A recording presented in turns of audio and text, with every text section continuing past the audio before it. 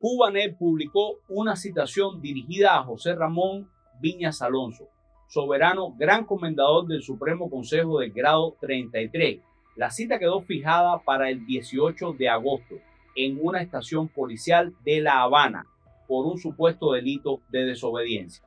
La cédula, según el medio, lo remite ante un instructor penal del Departamento de Delitos contra la Seguridad del Estado.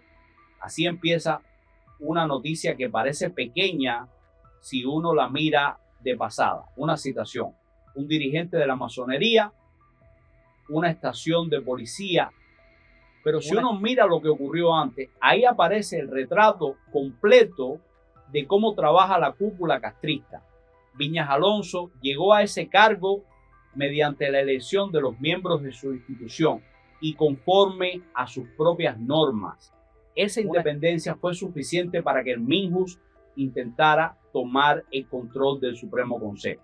Según Cubanet, el 7 de agosto, una funcionaria del Minjus llegó a la llamada Catedral Escocesa de La Habana para exigir que Viñas Alonso entregara el cargo. La misma versión recoge que el Estado no reconoce su elección y que pretendía imponer un sustituto hasta celebrar nuevos comicios.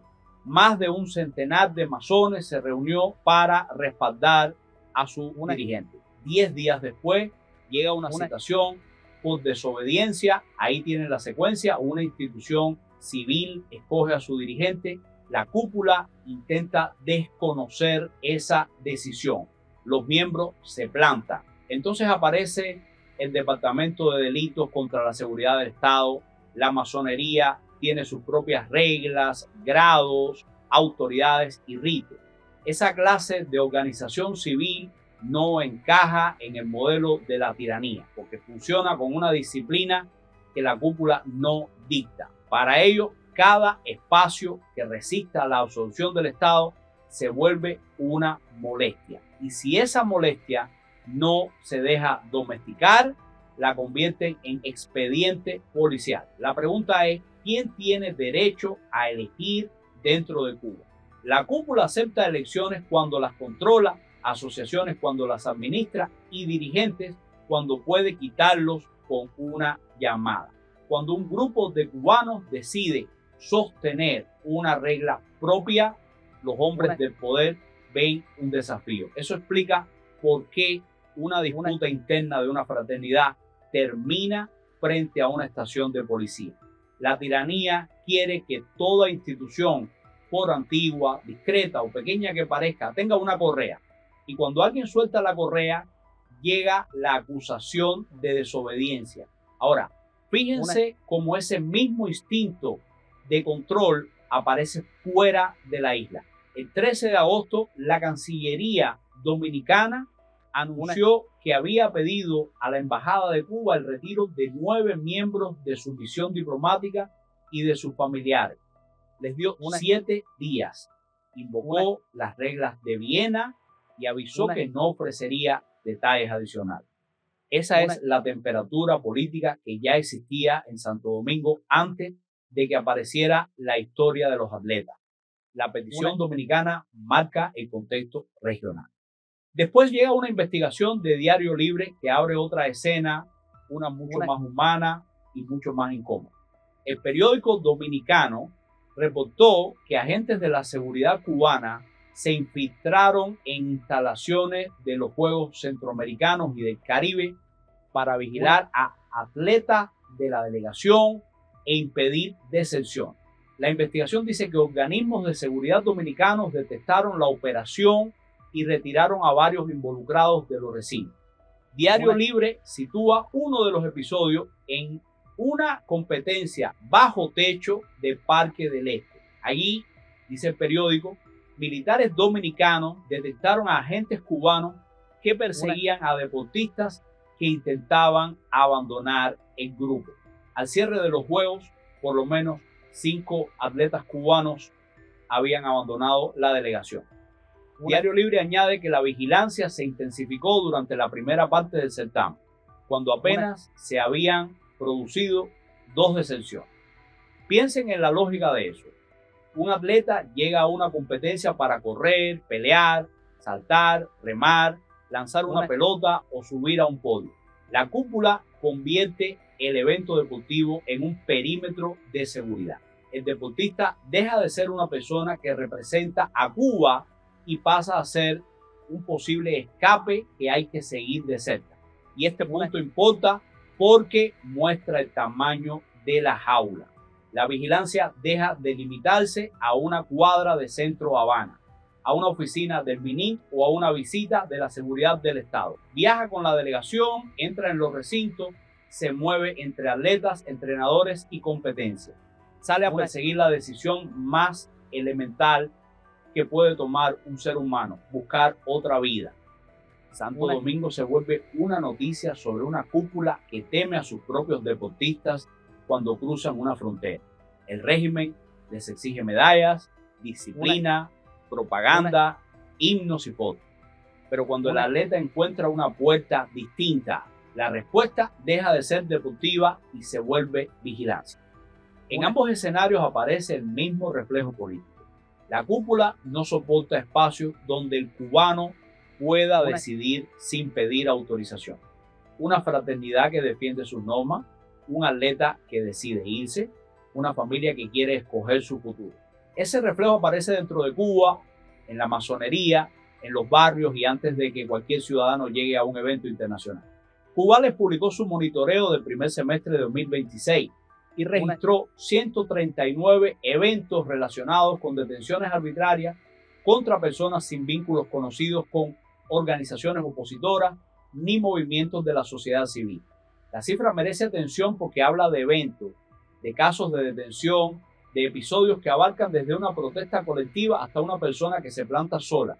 La tiranía no está buscando solamente al opositor conocido, está bajando el listón de lo que considera enemigo hasta alcanzar al cubano que protesta por el apagón, por el agua, por la comida o por la humillación diaria. Cuba les recuerda, por ejemplo, la protesta de Micro 7 en Santiago de Cuba el 11 de junio.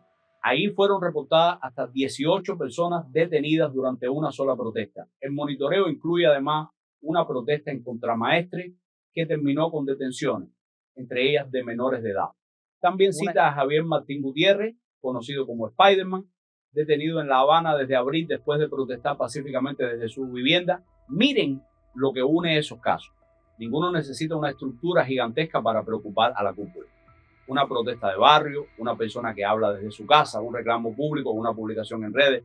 El aparato represivo entra en acción porque el objetivo ya no es responder a la gente. El objetivo es enseñarle a los demás el precio de hacer ruido.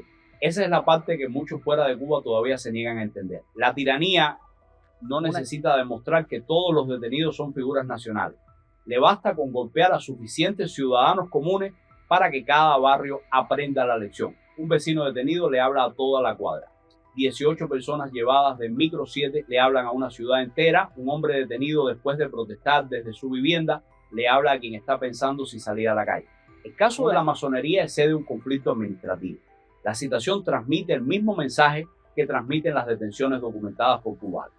Dentro de la isla, la cúpula persigue toda institución autónoma, protesta espontánea y voz individual que pueda crecer sin que ella la marque. Ahora llegamos al otro lado de la historia. ¿Qué está defendiendo esa maquinaria con tanto empeño? La respuesta aparece en los números y en una noticia que la propia prensa oficial publicó sin darse cuenta del retrato que estaba entregando. La serie oficial de Banxico registra que las exportaciones mexicanas a Cuba pasaron de $127.363.000 en junio de 2025 a $3.640.000 en junio de 2026. La caída es del 97,14%. La escala del golpe aparece al comparar junio de 2025 con junio de 2026, 12 meses completos. Una relación que movía más de $127 millones mensuales quedó reducida a poco más de 3,5 millones. El dato mide comercio mexicano hacia Cuba, pero deja una pregunta enorme sobre la mesa. ¿Qué queda en pie cuando rutas de suministro de ese tamaño se desploman? La respuesta aparece en Granma, el órgano oficial del Partido Comunista. El 17 de agosto publicó que una delegación de la Cámara Cívica rusa había entregado alimentos, dulces, linternas portátiles, memorias USB y botiquines de primeros auxilios. La nota presenta el acto como solidaridad. Al mismo tiempo, recoge las palabras de una representante del ICAP que agradeció la ayuda porque los cubanos carecen de medicinas, combustible y alimentos. La escena tiene una crudeza casi perfecta. La prensa oficial pone en titulares una donación de linternas, dulces y memorias USB, mientras una representante de la propia estructura estatal reconoce que faltan medicamentos, combustible y comida. La cúpula necesita vender la llegada de un botiquín como símbolo de respaldo internacional porque ya no puede exhibir producción, estabilidad ni una vida cotidiana que funcione. Y aquí vuelven a conectarse los cuatro bloques. Una institución civil elige a su dirigente y recibe presión policial. Un atleta quiere escapar de la delegación y aparece vigilancia. Un cubano protesta en su barrio y puede terminar detenido. La economía se contrae, los productos escasean y el discurso oficial celebra cajas de linternas como si fueran una victoria. La cúpula ha convertido la crisis en un método de control. La escasez deja a la gente ocupada buscando comida, combustible y medicina. La represión castiga al que reclama. La vigilancia frena al que intenta salir. La intervención sobre organizaciones civiles evita que los cubanos aprendan a defenderse juntos. Ese engranaje tiene un fin: proteger a quienes mandan sobre el desastre, aunque Cuba pierde instituciones, atletas, ciudadanos y rutas económicas. La masonería, los atletas de Santo Domingo, los 139 eventos que Cuba les registró y las linternas anunciadas por Granma importan porque muestran hasta dónde llega ese control. Cada una de estas noticias retrata una capa distinta de la misma realidad. La cúpula castrista necesita vigilar la salida porque ya no tiene un proyecto capaz de convencer a la gente de quedarse. Necesita castigar la protesta porque ya no puede responder con soluciones. Necesita apropiarse de instituciones civiles porque sabe que una sociedad que aprende a organizarse deja de obedecer con facilidad. La tiranía podrá sostener discursos, repartir culpa y posar con donación. Pero la imagen que queda es otra. Una citación contra un masón, agentes siguiendo atletas, ciudadanos comunes detenidos y una economía que termina celebrando lo interno. La imagen final es la de una cúpula atrincherada, defendiendo su propio poder mientras el país queda cada vez más solo.